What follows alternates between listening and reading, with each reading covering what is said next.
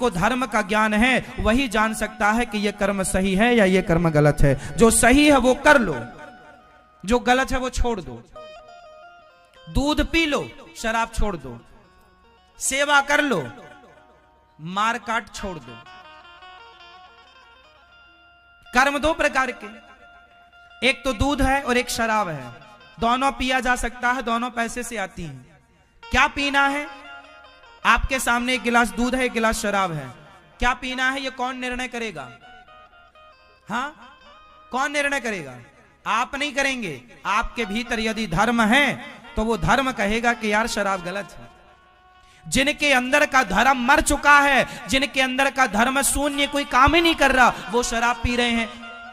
तुम्हारे अंदर का धर्म मर जाएगा ना, तुम बहन बेटियों को छेड़ने लग जाओगे। पर जिसके अंदर का धर्म जिंदा है वो धर्म ही तो कहता है यार ये तेरी बहन है, क्यों छेड़ता है? किसी बहन बेटी को गलत नजर से देखना गलत है। उसके अंदर का धर्म है तो रोकता है।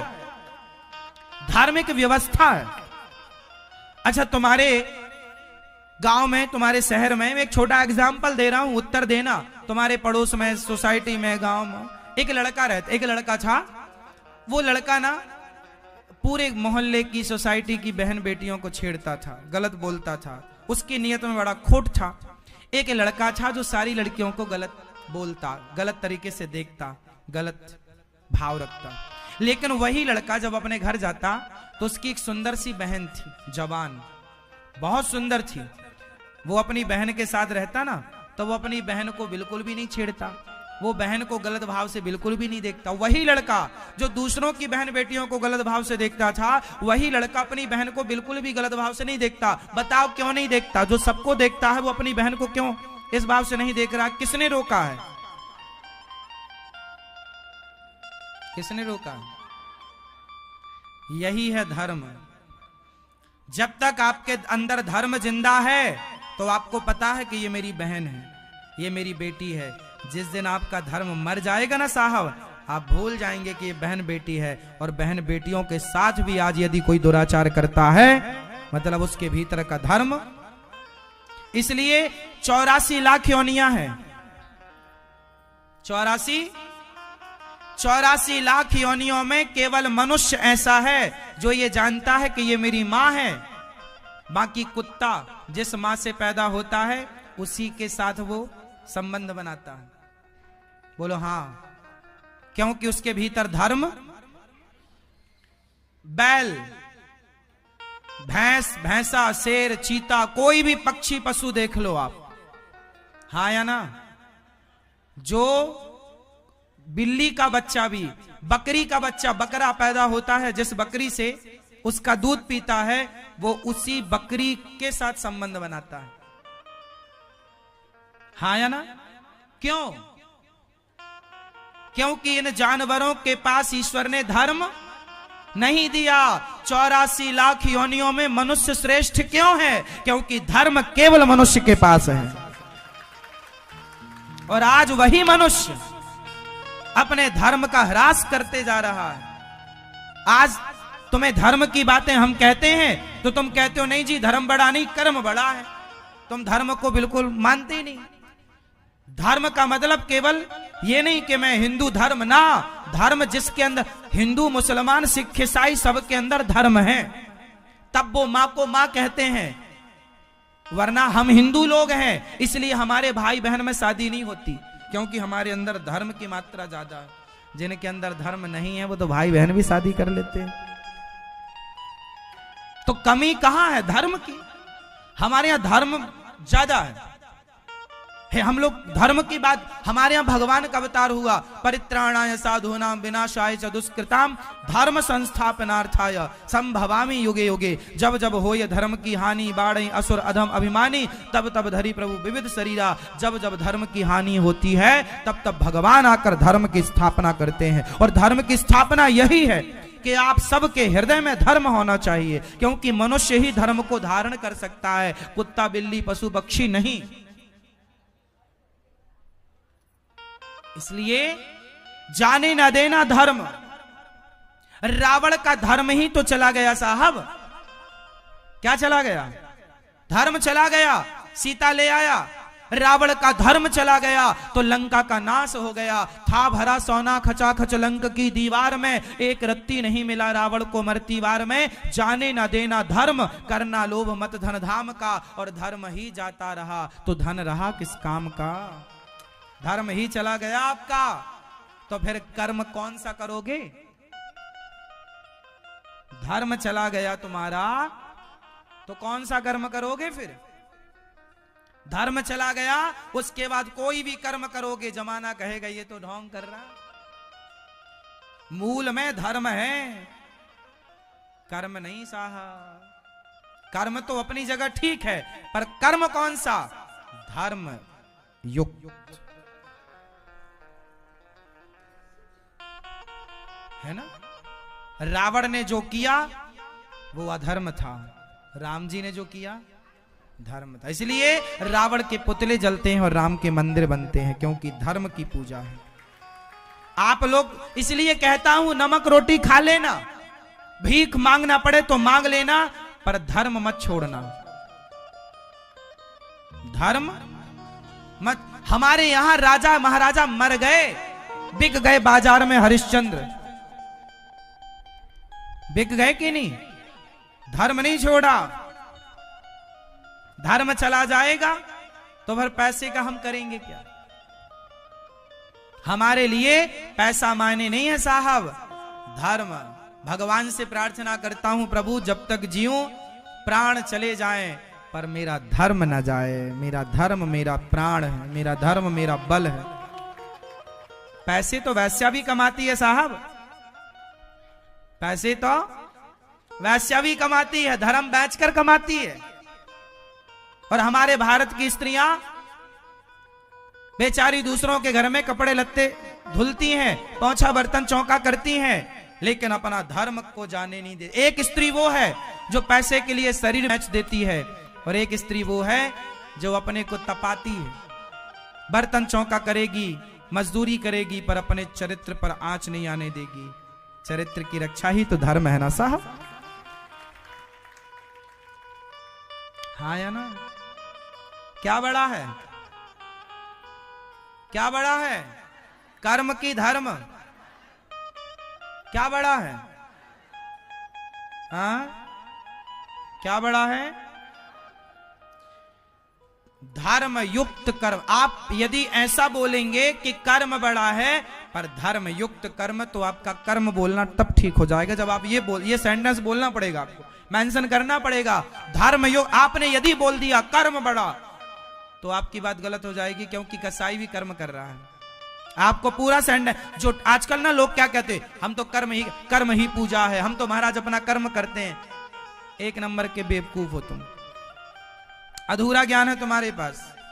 अध जल गगरी छलकत जाए, यदि गगरी में आधा जल है ना तो छलकती ज्यादा है। या तो पूरी खाली रखो या तो पूरी भरी रखो,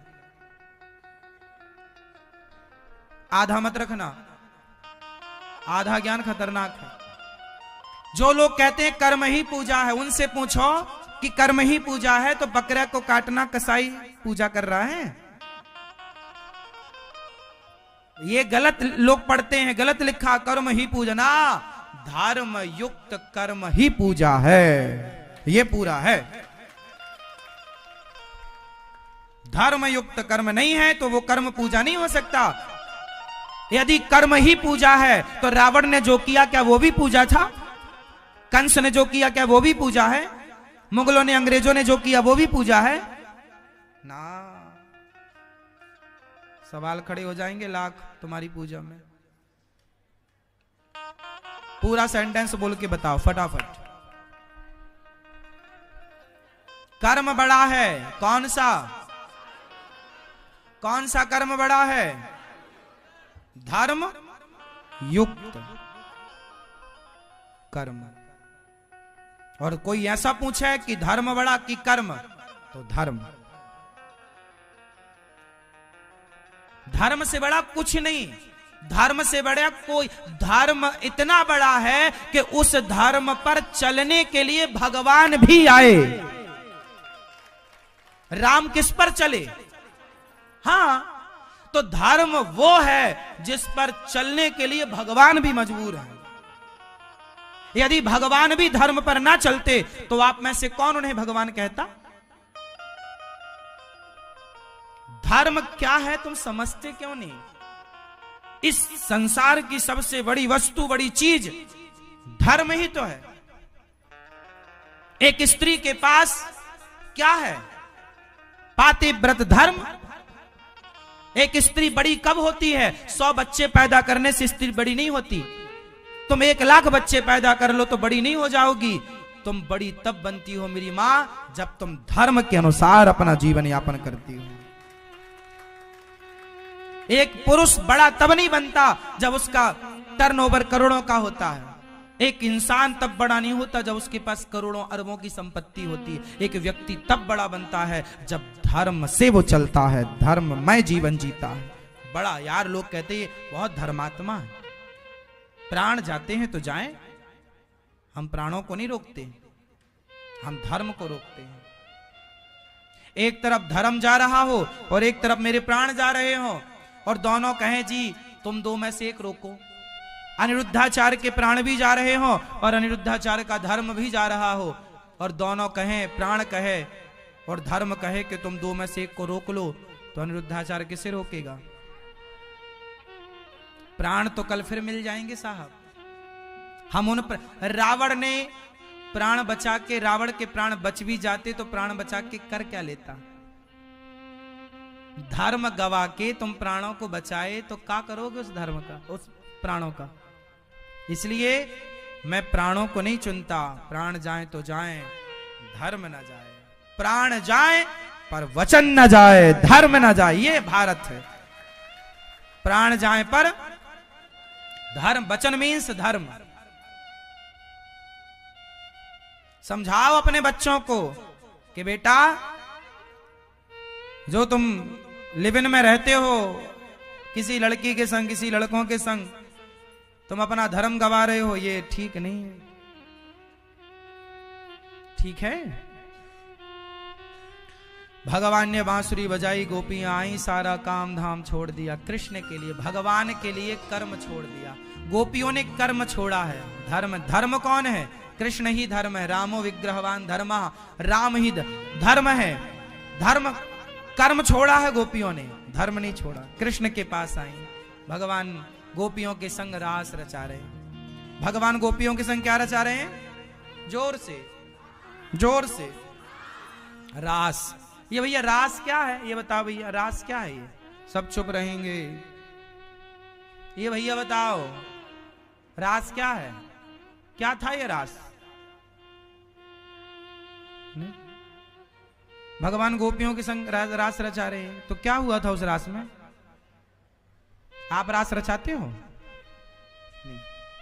भैया ये रास क्या है?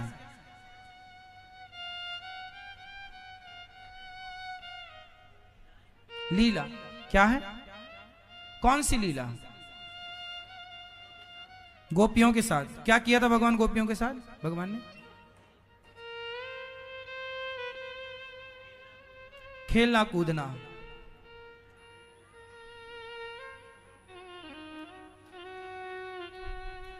क्या है ये रास?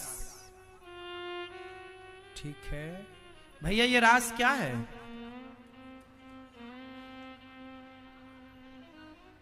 ये रास क्या है बेटा?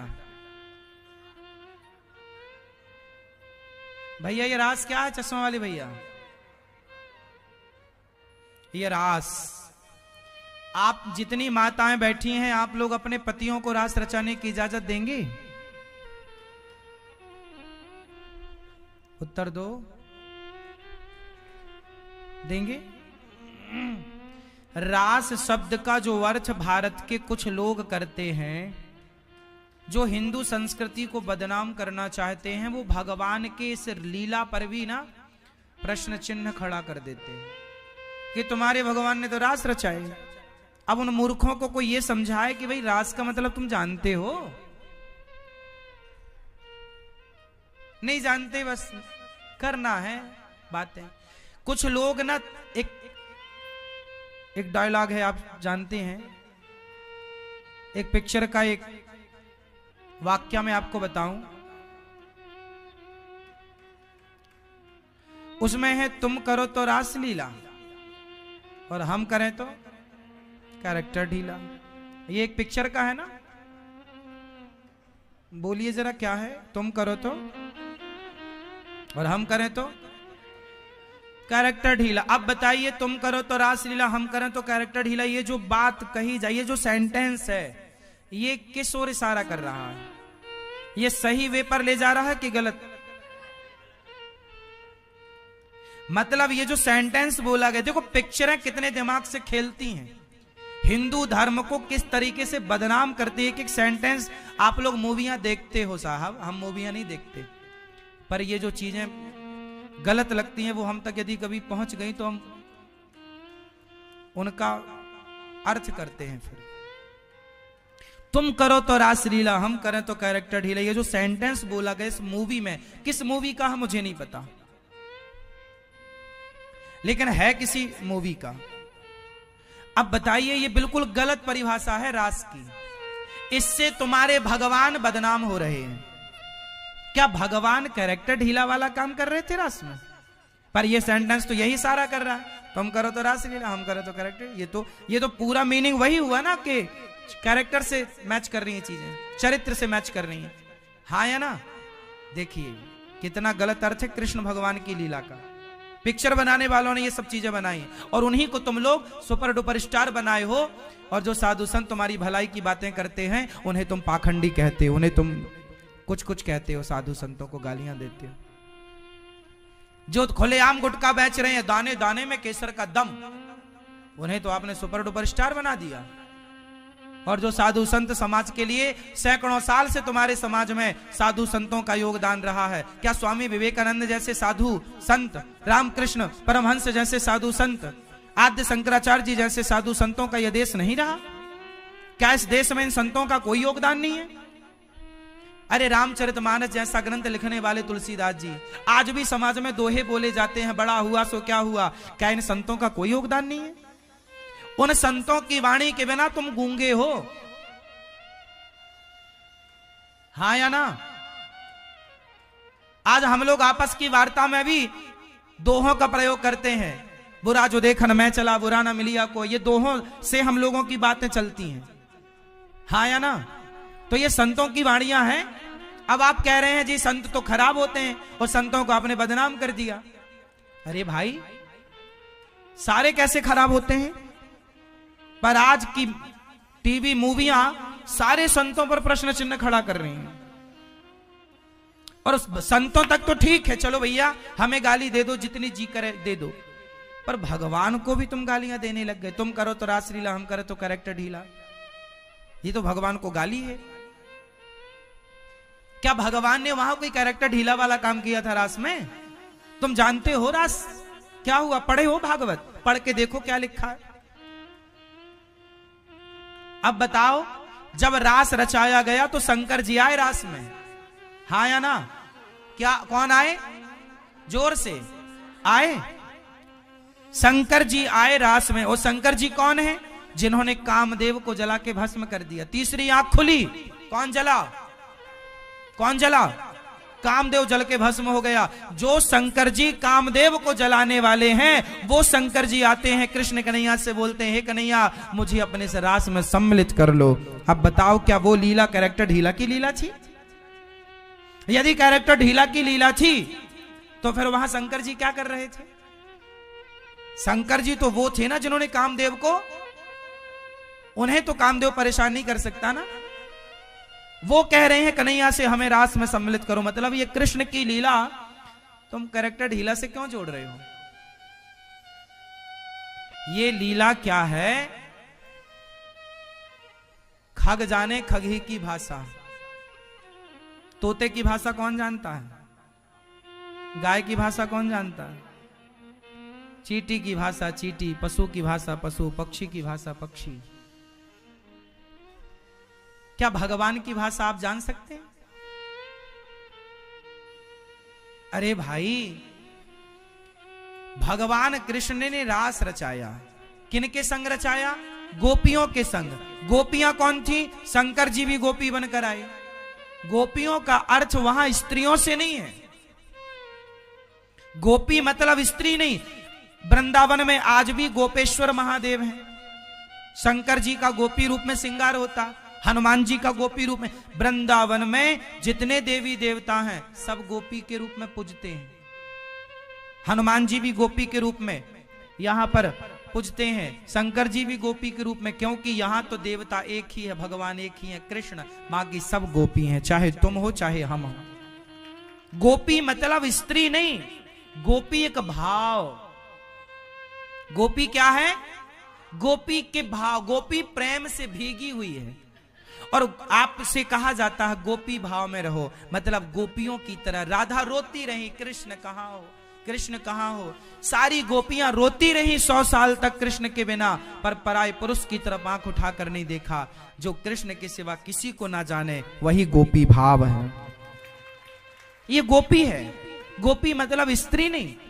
जैसे हमारे भारत में एक मिलन हुआ, अभी हमारे यहां मोदी जी ने पूरे देशों के नेताओं को बुलाया और एक G20 मिलन हुआ। क्या था नाम? G20 था ना? G20 नाम दिया उस प्रोग्राम का, जिस प्रोग्राम में सारी दुनिया के नेता आए और एक दूसरे के गले मिले, खाए पिए, उठे बैठे, बात की, साइन किया, कुछ लेन देन हुआ होगा, हाँ या ना? तो वो जो मिलन था, उस मिलन का नाम क्या रखा गया था? जोर से, G20 मिलन था ना। एक नेता से दूसरे नेता का क्या था? मिलन। जैसे उस मिलन का नाम था G20, उसी तरह कृष्ण और गोपियों का, भक्त और भगवान का जो मिलन था, उस मिलन का नाम था रास। उस मिलन का नाम क्या था? रास। रास कोई कैरेक्टर ढीला की लीला नहीं है। लेकिन अब किस किस को कहें साहब, कैसे समझाएं? समस्याएं ये है ना कि आप ही नहीं समझते चीजों को। जब आप नहीं समझेंगे तो आप समझा नहीं पाएंगे, समझा नहीं पाएंगे तो आप गलत को सही मान लेंगे।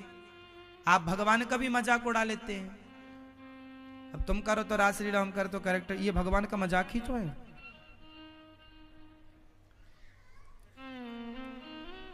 पिक्चर बनाने वाले इतने दिमाग से काम करते हैं कि आप जब तक समझेंगे तब तक तो बहुत कुछ बिगड़ चुका होगा। आज सारे युवा हाथ से निकल गए। तुम्हारे सारे बच्चे शराब पी रहे हैं धड़ल्ले से, पराई लड़कियों के संग, पराए मर्दों के संग बढ़िया लिव-इन में सो रहे हैं, पढ़ाई का नाम दे रहे हैं, हम पढ़ रहे हैं जी, लिव-इन में रह रहे हैं। माँ बाप ज्यादा इंटरफियर करें तो सुनो, हम बड़े हो गई हैं, तुम इंटरफियर मत करो, हम कुछ भी करें, हम किसी के भी संग रहें, किसी के संग खाएं, किसी के संग आए, किसी के संग, तुम बोलने वाले कोई नहीं हो। जिस माँ बाप का बच्चों पर पूरा अधिकार हुआ करता था, आज उन माँ बाप का बच्चों पर कोई अधिकार नहीं रह गया। जहां मन पड़ता है शादी कर लेती हैं, जब चाहे भाग जाती हैं। तुम माँ बाप मरो तो मर जाओ। ये सब कहां से आया? यही तो है, तुम करो तो रास लीला, हम करो तो क्या। ये सब यही सेंटेंसों ने तो दिमाग में होल कर दिया, कचरा फैला दिया। यार देखो, भगवान जब ऐसा की तो हम कैसा करें? एक लड़की मेरे से प्रश्न बोलती है, क्वेश्चन करती है, प्रश्नोत्तरी में बोली मेरे से एक लड़की, महाराज जी कृष्ण ने विवाह किया रुक्मणी जी से, हमने कहा प्रेम किया राधा जी से, तो हम भी किसी से विवाह करें, किसी से प्रेम करें, तो आपको आपत्ति क्या है?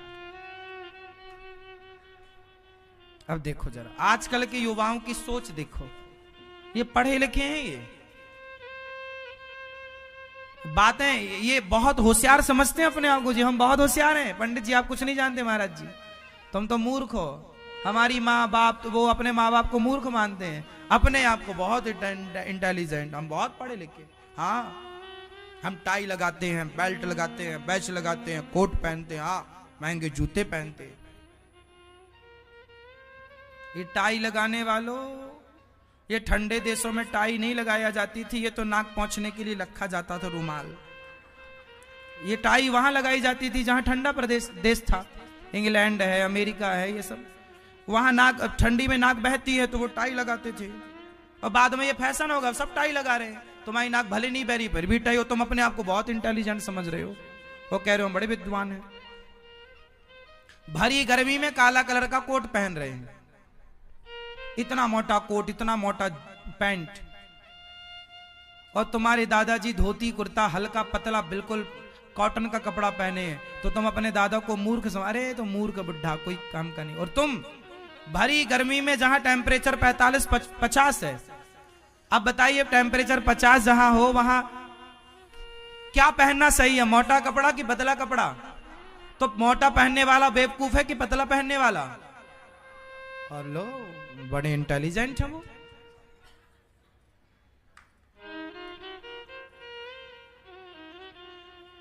समझ रहे हैं? भारतीय पहनावा बहुत पीछे छूट गया, भारतीय रहन सहन खान पान सब छूट गया। आजकल के बच्चों को तिल के लड्डू अच्छे नहीं लगते, पिज्जा अच्छा लगता है। आज के बच्चों को गुजिया अच्छी नहीं लगती, बर्गर अच्छा लगता है। आज के बच्चों को सत्तू अच्छा नहीं लगता। सत्तू समझते हो? सत्तू क्या होता है? सत्तू मन मिट्ठू कब घोरूं कब खाऊं, ये सतुआ होता ना, सतुआ। आजकल के बच्चों को सत्तू अच्छा नहीं लगता, मैगी अच्छी लगती है, मैगी।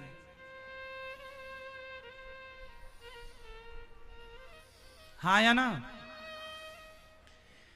अब आजकल के बच्चे मनमाने तरीके, देखो बच्चे हाथ से निकल गए, अब तुम्हारे बच्चे तुम्हारी नहीं सुन रहे। किसकी देन है? तुमने गलत अर्थ किया, गलत बात समझाई, गलत बात जब कोई समझा रहा था तो आपने एक्शन नहीं लिया। सनातन धर्म कितना वैज्ञानिक था, वैज्ञानिक है। सनातन संस्कृति कितनी श्रेष्ठ संस्कृति है, लेकिन आज के बच्चे समझने को तैयार नहीं। आज की युवा पीढ़ी शराब पीने को वो बहुत, आजकल 10 लड़के में 9 लड़के शराब पी रहे हैं, और एक लड़का शराब नहीं पीता ना तो 9 लड़के उसका मजाक उड़ाते हैं, यार तुम तो कुछ नहीं जानते, शराब नहीं पी रहे हो, उसका मजाक उड़ाते हैं, यार तुम तो बुद्धू हो, तुम तो कुछ नहीं जानते। मतलब वो शराब पीने को सही ठहरा रहे हैं, औरों को प्रेरित कर रहे, नहीं जो तुम भी पियो। ये चल रहा है ना जवानों में। अब सोचिए कि ये लोग कहां जाएंगे, क्या इनका भविष्य होगा। शराब पिएंगे तो जब ये शादी करेंगे तो अपनी पत्नी के साथ कितने दिन रहेंगे? ये तो वही सेटअप वाले हैं ना कि शादी करेंगे, 1-2 साल रहेंगे, फिर छोड़ेंगे, फिर करेंगे, फिर छोड़ेंगे, क्योंकि विदेशों में तो यही है। और यही बच्चे आज विदेशों का सब कुछ, पश्चिमी सभ्यता का सब लोग यहां देख रहे हैं, सीख रहे हैं। बहुत बड़ी हानि होने वाली है मेरी मां।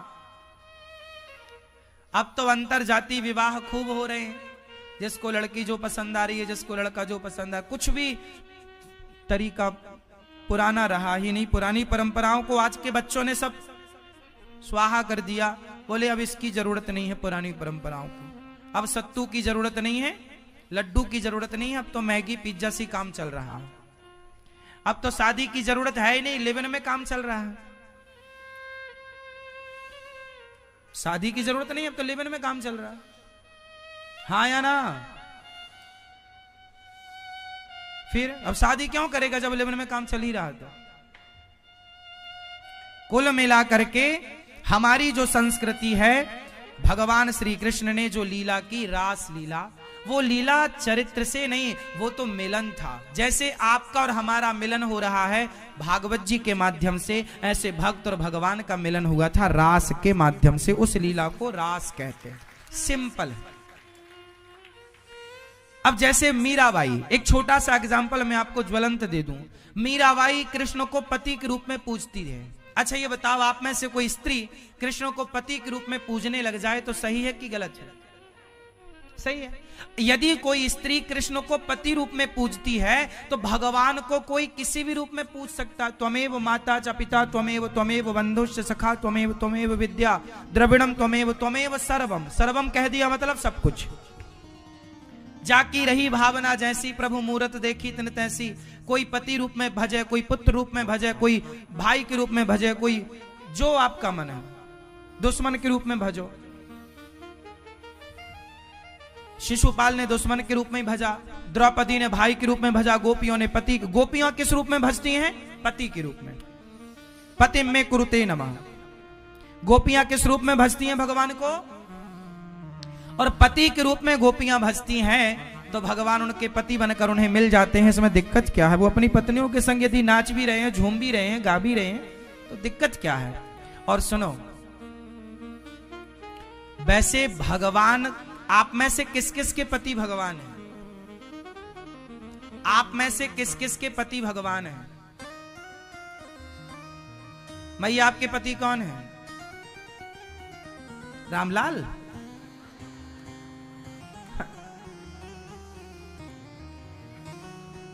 महाराज जी, हमारा पति तो रामलाल है, भगवान थोड़ी है।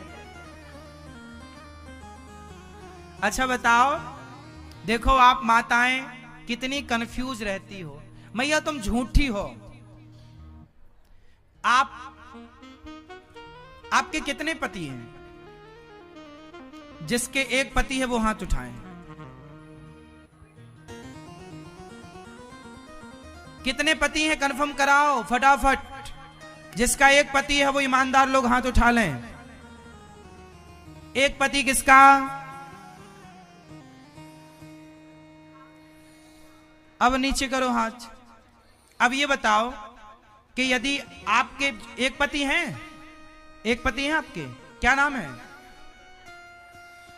वही है ना, मांग भरने वाले, मंगलसूत्र पहनाने वाले, वही। अब यदि देखो, अब देखो, अब आप ध्यान से सुनना मेरी माँ। आपने कह दिया ना एक पति है, तो पहले दूसरा वाला ये कौन है, जरा इसका नाम बताओ।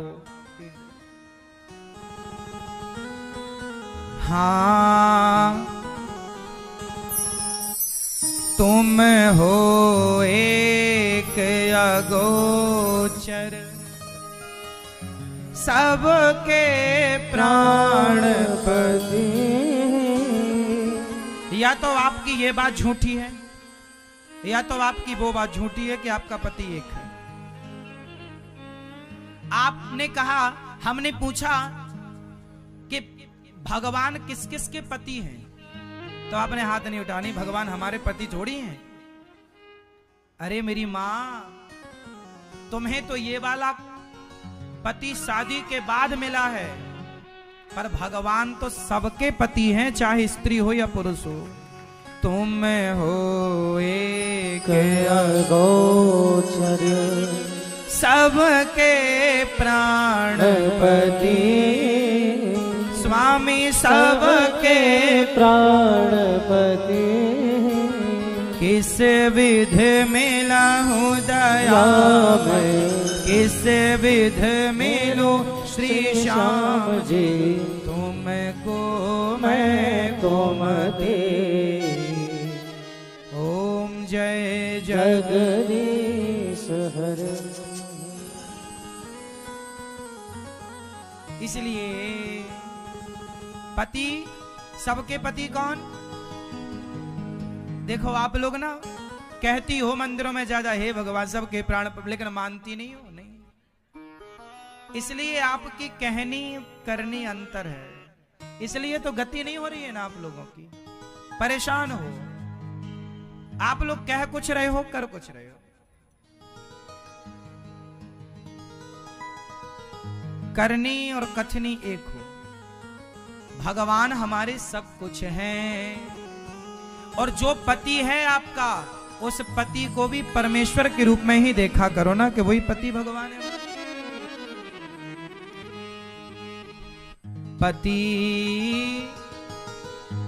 पति ही ब्रह्मा, पति ही विष्णु, पति नरवदाधार। जिस नारी ने पति को पाया, उसकी नैया पार। सोना पति बिना संसार। पति के बिना संसार अधूरा है। कैसे अधूरा है? बिन परमेश्वर सोना मंदिर, बिंदिया बिना लीलार। सोना जैसे माथा बिंदिया के बिना सूना है, जैसे मंदिर मूर्ति के बिना सूना है, ऐसे पति के बिना ये जीवन सूना है। तो आपका पति कौन? मेरा पति तो मेरा देवता है। मैया आपका पति कौन? भगवान। अभी तो कह रही थी नहीं हमारा पति भगवान नहीं है। तो हम ही सब समझाए, तुम्हारी माँ ने कुछ नहीं समझाया, तुम्हारे पिता ने कुछ नहीं समझाया, सब हम ही समझाए। हाँ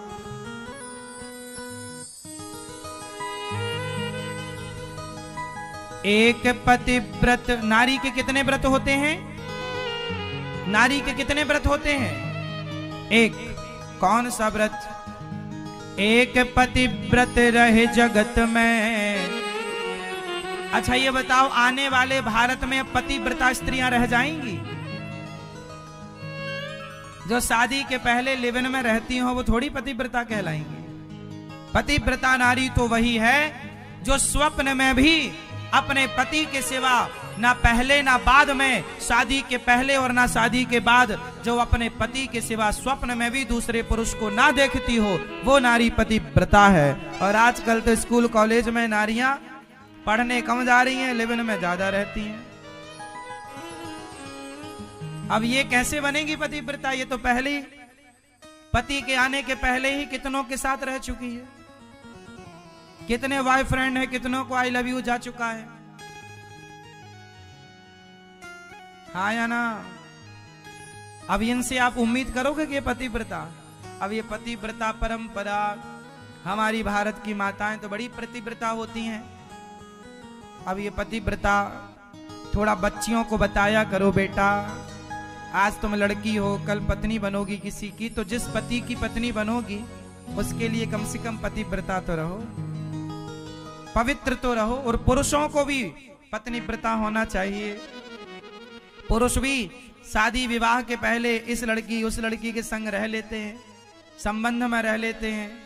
अब तुम काहे के चरित्रवान, तुम तो चरित्रहीन हो गए। तुम जमाने से झूठ कितना भी बोल दो, क्या अपने आप से झूठ बोल पाओगे? इसलिए साहब जो गलत है ना वो गलत ही रहेगा।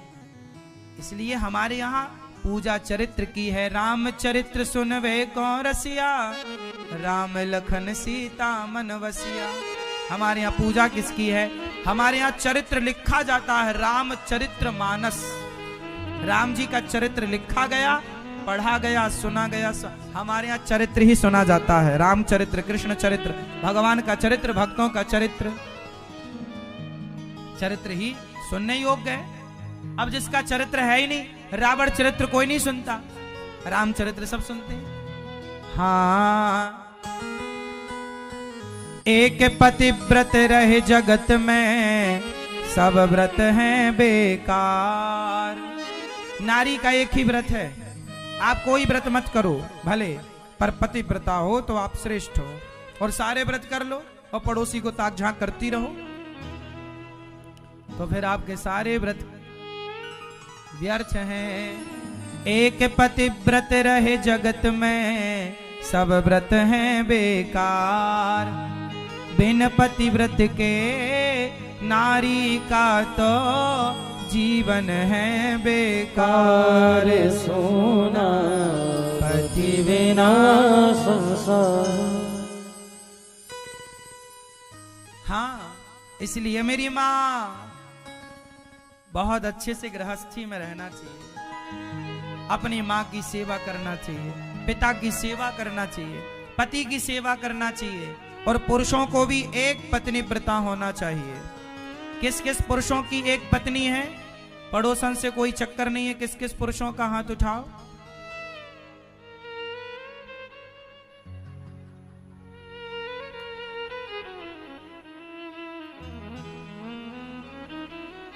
हाँ सो रही है ये माँ, कोई मत जगाओ उन्हें, सो लेने दो माँ को, क्योंकि सोने आई है यहाँ।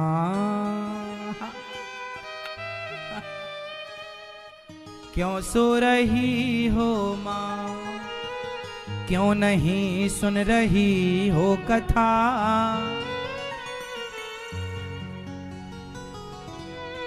क्या घर में बच्चे नहीं सोने देते हैं।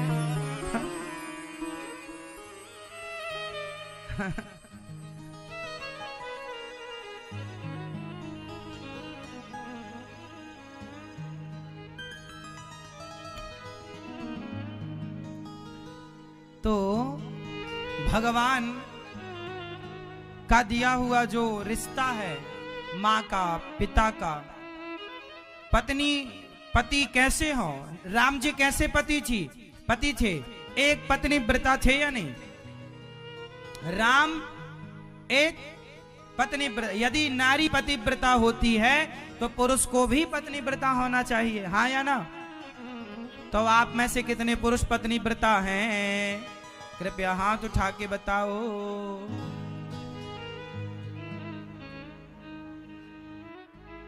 और कितनी स्त्रियां पतिव्रता हैं जो अपने पति के सिवा बिल्कुल भी नहीं देखती किसी को। जो पत्नी व्रता हैं वो हाथ उठाएं। पतिव्रता कौन कौन है। पतिव्रता मैया, पतिव्रता आप नहीं हो क्या, हाथ काहे नहीं उठा रही हो। पति देख लेगा तो वह डांटेगा। मैया, हमारे देश की नारियां पतिव्रता होती हैं, इसलिए आपको भी पतिव्रता होना चाहिए। और अपने पति को क्या मानना चाहिए, ये भगवान है, तुम ही मेरे मंदिर, तुम ही मेरी पूजा, तुम ही देवता हो, तुम ही देवता। कोई मेरी नजरों से देखे तो समझे कि तुम मेरे क्या हो, कि तुम मेरे क्या हो।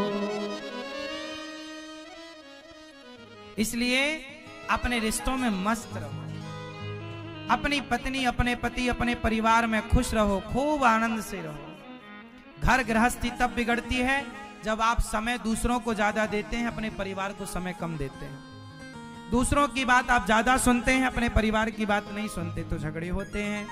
चलो एक बात बताओ, जब आपका आखिरी समय आएगा, सबके लिए बोल रहा हूं मैं, अपने लिए भी, जब हमारा आखिरी समय आएगा और जब पूरा समय हमारा बीत चुका होगा, जिंदगी पूरी हो चुकी होगी और केवल 1 मिनट रह जाएगा, तो आप उस 1 मिनट में किसको याद करेंगे। क्यों मैया, आप जब जाओगी आखिरी समय तो 1 मिनट जो बचेगा, उस 1 मिनट में अपने पति से कुछ कहोगे कि नहीं। चलो 1 मिनट में भगवान से कुछ कह लेना, और 1 मिनट और मिला पति से कुछ कहने के लिए, तो आप क्या बोलोगे अपने पति से। आखिरी मिनट, वो जीवन का आखिरी मिनट, उसके बाद आप चली जाओगी, क्या बोलोगी अपने पति से। है? क्या बोलोगी, राम राम बोलोगी।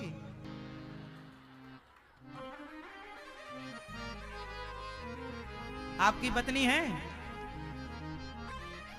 क्या बोलोगी आप अपने पति से आखिरी के 1 मिनट में। हाँ, आपसे ही, वही आपके भूत से थोड़ी बोल रहे हैं। क्या बोलेंगी आप, बोलो। कुछ सोचा नहीं महाराज जी, अभी सोच के रख लेना, वो आखिरी मिनट में सोचने का मौका थोड़ी मिलेगा।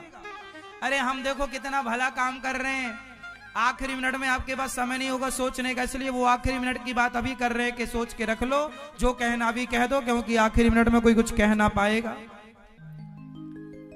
आखिरी मैया, आप क्या कहोगी अपने पति से आखिरी में।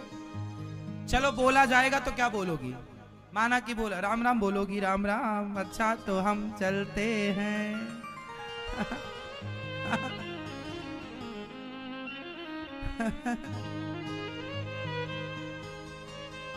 हाँ मैया, आप क्या बोलोगी लाल मैया।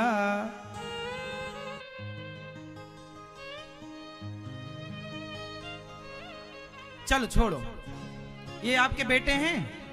आपसे पूछ रहे हैं भैया दादाजी, कितने बेटे हैं आपके? एक।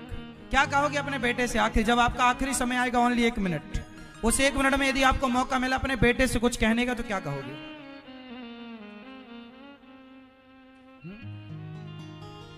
अब हम बताएं? हाँ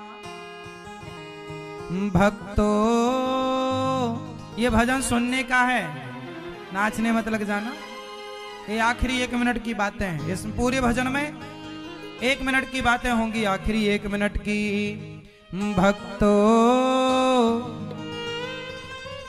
स्वर्गा से आयो है संदेश,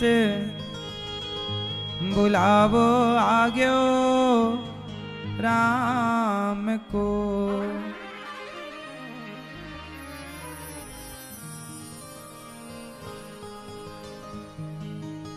भक्तों स्वर्गा से आयो है संदेश, बुलावो आग्यो राम को। ओ भक्तों स्वर्गा से आयो है संदेश, बुलावो आग्यो राम को। बुलावो आग्यो राम को। ओ बुलावो आग्यो राम को। भक्तों स्वर्गा से आयो है संदेश, बुलावो आग्यो राम को। भक्तों स्वर्गा से आयो है संदेश, बुलावो आग्यो राम को। किसका बुलावा आया? 1 मिनट की मोहलत दे दो, करूं बेटा से बात। 1 मिनट की मोहलत दे दो, करूं बेटा से बात। बुलावा आ गया पिताजी का। जब आपके पिताजी जाने लगे तो एक पिता ने अपने दोनों बेटों को बुलाया और बेटों से कहा, बेटा मैं जा रहा हूं। एक बाप ने क्या बोला? 1 मिनट की मोहलत दे दो, करूं बेटा से बात। बेटों से बोला, भाई भाई तुम दोनों, तुम भाई भाई प्रेम से रहना। एक बाप तो यही चाहता है कि मेरे दोनों बच्चे प्रेम से रहें, क्योंकि भाई भाई जब आपस में झगड़ा करते हैं ना, तो माता पिता बहुत बोले भले कुछ ना, पर बहुत दुखी होते हैं कि मेरी औलाद आपस में लड़ रही है। और आप भाइयों से मेरी प्रार्थना है, आपस में मिलजुल के रहो। क्या फर्क पड़ता है कि गलती किसकी है? गलती मेरे बड़े भाई की है कि गलती छोटे भाई की है? गलती करने वाला मायने न रखेगा, गलती किसने की कौन जानता है, पर सॉरी पहले किसने कहा ये बात मायने रखती है कि पहले कौन झुक करके अपने रिश्तों को बचाता है। 100 रुपए गिर जाएं आपके, तो उठाने के लिए झुकोगे कि नहीं? उत्तर दो। 100 रुपए गिर जाएं तो उठाने के लिए झुकोगे कि नहीं? झुकेंगे ना। तो जब भाई भाई का रिश्ता टूटता है और आपके झुकने से यदि रिश्ता बच जाता है, तो झुककर बचाते क्यों नहीं? 100 रुपए की कीमत ज्यादा है या भाई के रिश्ते की कीमत ज्यादा है? लेकिन आज का आदमी झुकता नहीं है। 100 रुपए के लिए झुकेगा, पर भाई भाई से लड़ाई होगी तो झुककर सॉरी नहीं बोल सकता, भले टूट जाएं रिश्ते। और ऐसे अकड़ में कितनों के रिश्ते टूट चुके हैं। समस्या तो यह है कि आज रिश्तों की कीमत नहीं है साहब, पैसों की कीमत। भाई भाई पिता बोल रहा, सुनो मेरी इच्छा है, भाई भाई आप लोगों से प्रार्थना करता हूं कि आपके भाई से आपका कोई बैर चल रहा हो तो आप सॉरी बोलना। चलो कोई बात नहीं, प्यार से रह लो ना, लड़ झगड़ के रहने से क्या फायदा है? भाई भाई आप में से कितने भाई प्यार मोहब्बत से रहते हैं? और किन की लड़ाइयां चल रही हैं भाइयों की, जेठानी देवरानियों की? सॉरी बोल देना। सॉरी बोलने से आप बड़े होंगे, छोटे नहीं। हाँ या ना? झुकता वही है जिसमें जान होती है, अकड़ खास मुर्दे की पहचान होती है। अकड़ता मुर्दा है, जो जिंदा है वो अकड़ता नहीं है, झुकता है। इसलिए झुक के रिश्ते बचा सको तो समझदार कहलाओगे। भाई भाई प्रेम से रहना, भाई भाई प्रेम से रहना, जाना है सबको उसके पास। बुलावो आज्ञो राम को, भाई भाई प्रेम से रहना, जाना है सबको उसके पास। बुलावो आज्ञो राम को। 1 मिनट की मोहलत दे दो, करूं बहू से बात। 1 मिनट की मोहलत दे दो, करूं बहू से बात। सासू माँ मरने लगी, बहू से कहती है यमराज जी 1 मिनट दो, बहू से कुछ कहूं। मैया आप अपनी बहू से क्या कहोगी आखिरी समय में, बताओ। बहू है कितनी बहू है, तो क्या कहोगी आप अपनी बहू से, क्या कहोगी मेरी माँ। सास बोली बहू से, बहू मैं तुम्हारो धर्म निभा दी, मैं तुम्हारो धर्म निभा दी, बांध के रखियो ये परिवार। बुलावो आज्ञो राम को, मैं तुम्हारो धर्म निभा दी, बांध के रखियो ये परिवार। बुलावो आज्ञो राम को। मैंने तो मेरा धर्म निभा दिया, अब इस परिवार की अखंडता को आप बनाए रखो, है ना मेरी माँ। सास अपनी बहू से कहती है कि ये परिवार टूटने ना पावे। तुम देवरानी जेठानी बहुत लड़ती हो, एक दूसरे का बिल्कुल सुहाता ही नहीं है। अरे भाई अपनों से क्या लड़ना है, और लड़के तुम्हें क्या मिल जाएगा। किसी से घृणा क्यों, सबसे प्रेम। राह में आए जो दीन दुखी, सबको गले से लगाते चलो, प्रेम की गंगा बहाते चलो। प्रेम करना है, झगड़ा नहीं। झगड़ा करने वाला बड़ा होता है या प्रेम करने वाला। इसलिए जेठानी, आप लोगों का जेठानी से बोलचाल है, देवरानी से आपका मैया नहीं है, आपका जेठानी से बोलचाल नहीं है।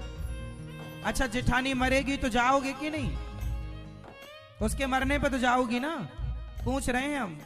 पर मरने में भी नहीं जाओगी, बड़ी निर्दयी मैया हो। देखो तुम्हारी जेठानी तुमसे नहीं बोलती, अच्छा है, पर तुम तो बोलो। आप 2 शब्द बोल देंगे तो क्या घट जाएगा आपका।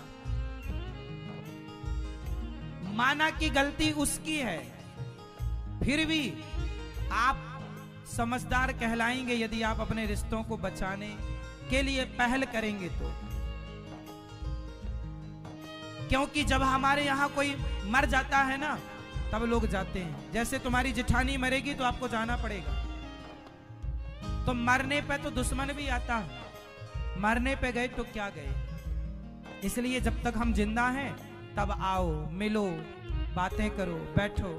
मरने के बाद आए तो क्या हम बात कर पाएंगे आपसे। इसलिए आप हमसे बोले ना बोले, हम तो आपसे बोलेंगे भैया राम राम, बहन राम राम। माना कि गलती किसी की, चलो अच्छा सॉरी, हमारी गलती, हमें माफ कर दो। प्यार से रहो, एक गले मिल के रहो। और हमें आपको अपनी जेठानी से कोई दौलत थोड़ी चाहिए, और ना तो आपकी जेठानी को आपसे चाहिए। केवल प्यार। वो ना बोले, वो ना देखे आपकी ओर, आप, क्योंकि ईश्वर को जवाब आपको देना पड़ेगा कि तुम क्यों इंसानों से नफरत करते रहे। क्या मिला, इतने दिन तुमने बोलचाल नहीं रखी, नफरत रखी, तो क्या पा गए। कौन से धन्ना सेठ बन गए। इसलिए हम लोग क्या सोचते हैं, वो सॉरी बोले, वो हमारे पास आए, वो झुके ना, कोई बात नहीं। भाई का रिश्ता है। मैं ये नहीं बोलता तुम पड़ोसियों के घर जाओ, पर परिवार में भाई भाई का रिश्ता तो बना रहे। जेठानी देवरानी का संबंध तो बना रहे, क्योंकि तुम्हारे इस रिश्ते से तुम्हारे बच्चे बहुत प्रभावित होते हैं। बच्चे देखते हैं कि हमारी माँ बड़ी माँ से लड़ रही है, उसके प्रति गलत ख्याल, गलत विचार, ईर्ष्या, द्वेष, बच्चे तो समझ में आ ही जाता बच्चों को। बच्चों का जीवन ना बिगड़े और जीवन आना। मैया मैं मर जाऊंगा फिर रखी रह जाएगी ना बुराई, इसलिए 1 मिनट की मोहलत दे दो, करूं पति से बात। हाँ 1 मिनट की मोहलत दे दो, करूं पति से बात। पति से भी बातें कर लो, सबसे बात कर लो, सबसे मिल लो। सॉरी सॉरी, ये जो सॉरी है ना बहुत अच्छा लगता है हमें। क्षमा, हमें क्षमा कीजिएगा, गलती हो गई। बहुत सारी बातें ना खत्म हो जाती है सॉरी से, बहुत सारा विवाद खत्म हो जाता है एक सॉरी से, एक क्षमा से। क्यों जी, हो जाता है। बहुत बड़ी बात है ये, बहुत दम है सॉरी में। क्षमा, हमें क्षमा कीजिए। मैया हमसे गलती हो गई, भैया हमसे गलती हो गई, क्षमा कीजिए।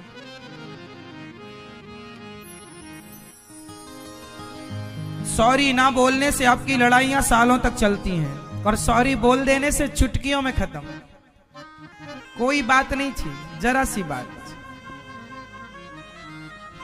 हमें लड़ने से मिल क्या जाना है, इसलिए हम किसी से नहीं लड़ते भैया। हम सबको गले लगाने की बात करते हैं, और हम कोई हमें दुश्मन माने तो माने, हम कभी अपने मन से किसी को अपना दुश्मन नहीं मानते। सब हमारे हैं, सबको गले लगाना सबसे गलती। हम तो देखो सबके चरण ही पकड़ते हैं। आपने देखा ना देखा, हम कहीं भी जाते हैं, सबको छोटा हो बड़ा हो, हम सबके चरण ही पकड़ते हैं, सबके चरणों में ही बैठने की कोशिश करते हैं। हम माताओं के कमरे में भी जाते हैं, माताओं से मिलने तो उनके पांव पकड़ के ही बैठते हैं। गुरुजनों से मिलने जाते हैं तो उनके भी पांव पकड़ के ही बैठते हैं। वो तो आपसे हमारा मौका नहीं मिलता, नहीं तो हम आपके भी चरण पकड़ के ही बैठे हैं आप सबके।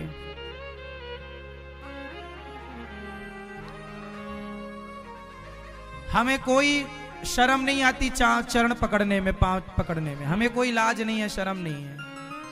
छोटा बनने में हमें कोई लाज नहीं है। हम 100 सॉरी बोलने को तैयार हैं, 1,00,000 बार तुमसे माफी मांगने को तैयार हैं। यदि हमारे माफी मांगने से हमारे तुम्हारे रिश्ते बेहतर होते हैं, तुम्हारे मन में प्रसन्नता होती है, तो हम 1,00,000 बोलने को तैयार, 1,00,000 सॉरी बोलेंगे। हम आपका दिल दुखाएं, उससे हमारे क्या मिलना है। यदि हमारे सॉरी कहने से आप खुश होते हैं, तो आपकी खुशी ही हमारी खुशी है। क्या कहती हो मैया? मैया ओ मैया, क्या बोलती तू?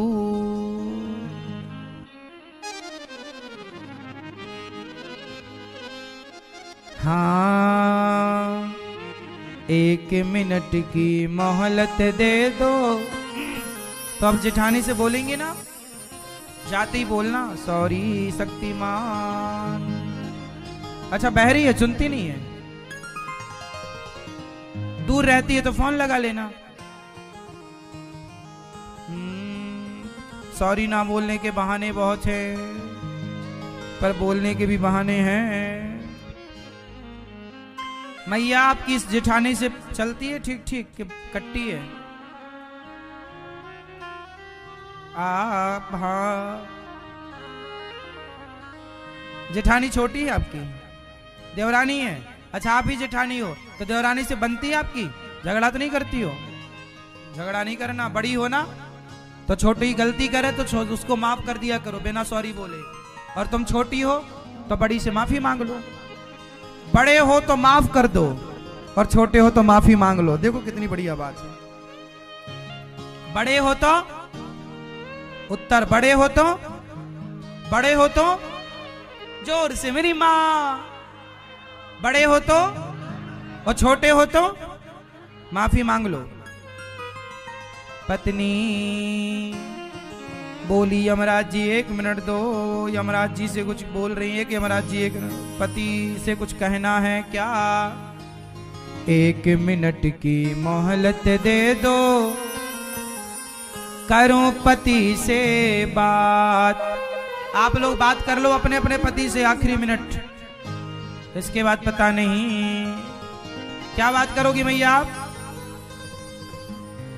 1 मिनट की मोहलत दे दो, करूं पति से बात। पति देवता सुनो, पत्नी बोली, रोली मोली चुनड़ी मेहंदी, रोली मोली चुनड़ी मेहंदी, मोतियन से भर दो मारी मांग। बुलाओ आगे राम को, रोली मोली चुनरी मेहंदी, मोतियन से भर दो मारी मांग। बुलाओ आगे राम को। पत्नी बोली पति से कि बस मेरी मांग, क्योंकि पत्नियां चाहती हैं कि मैं सुहागन मरूं, मेरा पति मेरी मांग। इसलिए पतियों को भी चाहिए, आप लोग ना केवल शादी में ही एक बार मांग भरते हो अपनी पत्नियों की।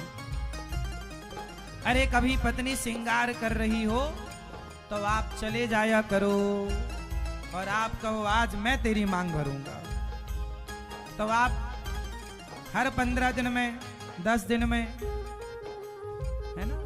रिश्तों को बेहतर बनाने के लिए यदि फैक्ट्री बिजनेस व्यापार को बेहतर बनाने के लिए आप प्रयास करते हैं तो रिश्तों को बेहतर बनाने के लिए भी कुछ प्रयास चाहिए, कुछ पहल चाहिए। आजकल लोग सारा प्रयास केवल पैसे के लिए करते हैं, रिश्तों के लिए कोई प्रयास नहीं है।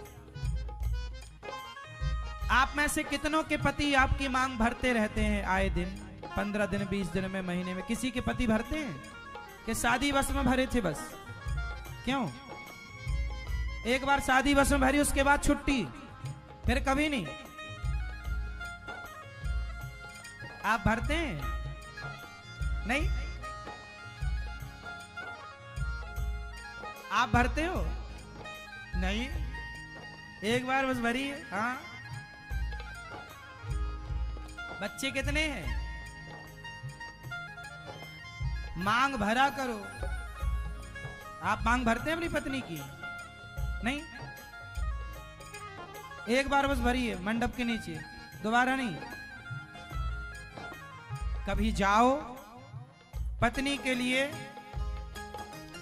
आप लोग सब कुछ लाते हो ना पत्नियों के लिए, कभी सिंदूर भी लेकर जाया करो और पत्नी को सिंदूर अपने हाथ से उसकी मांग भरा करो। तुम्हारी मांग आज हम भरेंगे। हाँ, ये रिश्तों को बेहतर बनाने की एक छोटी सी पहल है, ताकि आपके रिश्ते प्यार के बंधन में बंधे रहें। प्यार की जंजीरें चाहिए, हाँ या ना? पैसा बहुत है पर प्रेम नहीं है ना, तो पैसा सुख ना देगा, प्रेम सुख देता, हाँ या ना? पैसा सुख देता है कि प्रेम? जोर से, प्रेम सुख देता है साहब, पैसा दे ना दे वो अलग विषय। पैसे से बहुत महंगा गद्दा खरीद सकते हो, पर उस प्रेम, पैसे से बहुत महंगा पलंग खरीद सकते हो, पर प्रेम करने वाली पत्नी और प्रेम करने वाला पति पैसे से थोड़ी मिलता। पैसे से बढ़िया 56 भोग खरीद सकते हो,